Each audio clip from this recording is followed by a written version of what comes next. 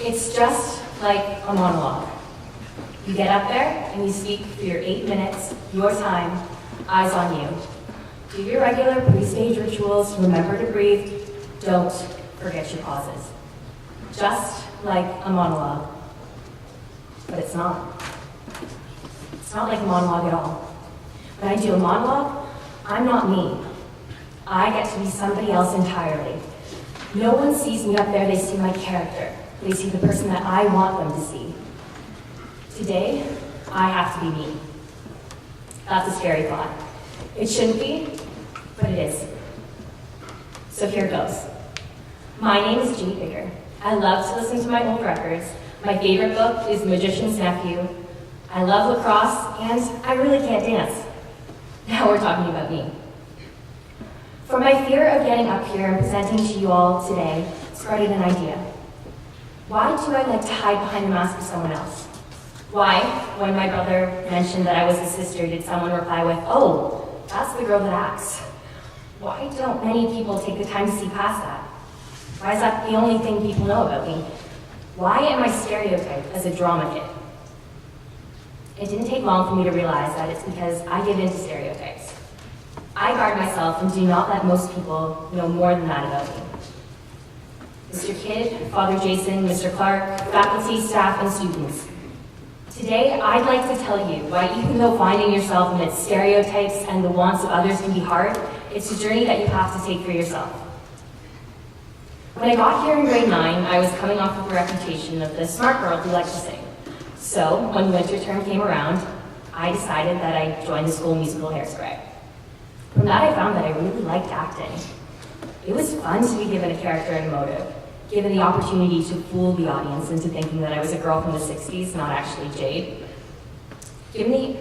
From that, I found that my comfort zone was on the stage. That's where it was acceptable to pretend to be someone else. So from then on, I continued to put on the show in 6 different productions. Now, the reason that the stage is my comfort zone is that I can practice my being different people. I get to fix the flaws in my characters. I can add things, give them likes or dislikes, give them confidence, make them the person that I wish I was. It's kind of like a game. Now, I had experience with the pretending game before I come to Ridley. When I was little, I really liked to pretend. This caused me to lose the person I was when I was around people. With Rhiannon, I loved rats. With Evan, I loved Pokemon. And with my brother, I loved whatever he didn't like, even if it meant pretending I didn't like the Disney movie he was watching. I changed to be the person the people around me wanted to see. And as I got older, I found out that it's not so easy, and it weighs on you trying to remember which person liked which you. So the next time I switched schools, I stopped.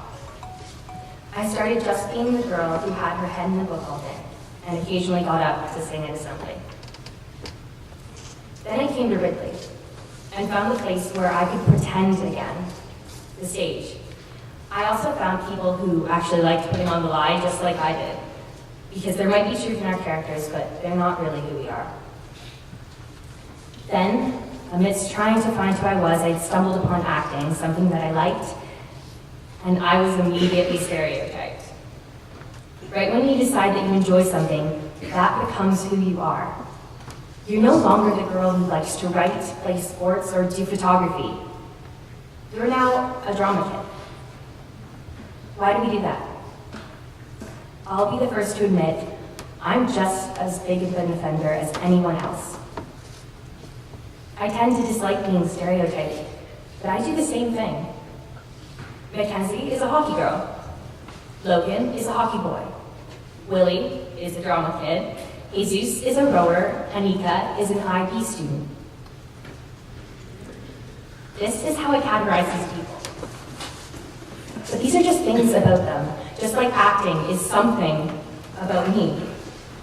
It becomes so hard to find yourself amidst stereotypes and the wants of the people around you.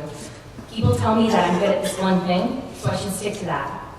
Branching out is unnecessary because I'm already really good at that one thing. How can we know who we are when we have people telling us who we are constantly?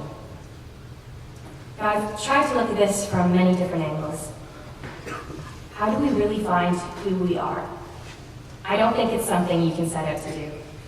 I think that someday you have to stumble upon it. It will have a way of finding you when you least expect it. The first step, however, is to never pretend to be someone you're not. I learned that the hard way. I wanted to be stereotyped and I wanted to be what other people wanted me to be. That can only go on for so long. You get tired of putting on that show. When I act, yes, I get to put on the show, be the different person, but at the end of the night, I take off that costume. It gives me comfort to be the other person, but I know that I have a life to get back to. That's where I need to be who I am. As this term starts to get away from me, I'm realizing some hard truths. March 1st. That is the closing night of the school musical, Once Upon a Mattress. That is also the night of my final Ridley College production, and quite possibly the night of my last show entirely. I won't have anyone to hide behind anymore, and maybe that's a good thing. Maybe I will find the person I am because I'm pretty sure I haven't found who that is yet. We all move on. We all change and lose the comforts and security blankets we once had. At some point, you meet new people who don't know your entire backstory or the stereotypes that clung to you in whichever place you were before. That's when your choice appears. The choice to be yourself or the choice to become the person that they want you to be. I'd like to think that all of you here today would choose to stay true to yourself. So to all of you here today, I want to challenge you to beat the stereotypes. Find those things that you really enjoy, but don't let people label you by them. Let others know what you like and be defined by all of the things that make you you, not just one. I want you to find who you are and never pretend to be someone you're not. It may be a long journey and you might not figure it out in the near future, but if you haven't already found yourself, let yourself find you. Let people have their opinions of you and what you should do, but follow your own heart. And I'd like to leave you with one last anonymous quote. If you don't get lost, there's a chance you may never be found. Thank you.